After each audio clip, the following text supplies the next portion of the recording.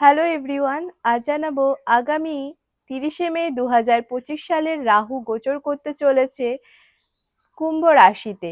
ফলে কোন কোন রাশির উপর কি কি প্রভাব পড়তে চলেছে সেই বিষয়টি নিয়ে আলোচনা করব। প্রথমত, রাশিচক্রের প্রথম রাশি মেষ রাশি।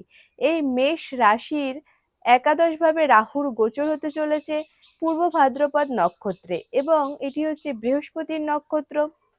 বৃহস্পতি মেষ রাশির নবমপতি এবং দ্বাদশপতি সে তৃতীয়ভাবে বসে আছে। ফলে এদের কিন্তু বিদেশ যাত্রাও কিন্তু রয়েছে। যারা বিদেশে যেতে চাইছেন, অনেকদিন ধরে ভাবছেন বিদেশে যেতে যাবেন, তাদের কিন্তু বিদেশে যাওয়ার একটা নতুন সুযোগ তৈরি হয়ে যাচ্ছে। তো যেহেতু রাহু এবং বৃহস্পতির একটা কানেকশন হচ্ছে, সেই কারণে মেষ রাশির জাতক জাতিকাদের কিন্তু একটা গুরুচণ্ডাল যোগ তৈরি হচ্ছে। ফলে যারা আপনার থেকে সিনিয়র বড় রয়েছেন তাদের সাথে ঝামেলা বিবাদ হতে পারে, একটু সাবধানে থাকবেন।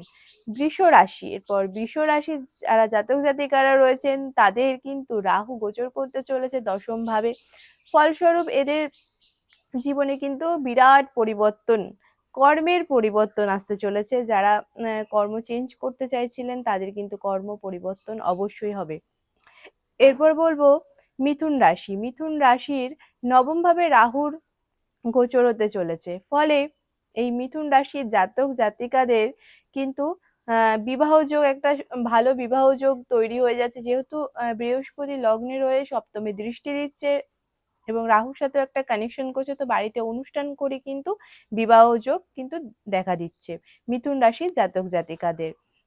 এবং এই মিথুন রাশির জাতক জাতিকাদের কিন্তু পিতার থেকে অর্থ প্রাপ্তি বা পিতার ব্যবসা থেকে কিন্তু আপনি লাভবান হবেন, বা পিতার ব্যবসা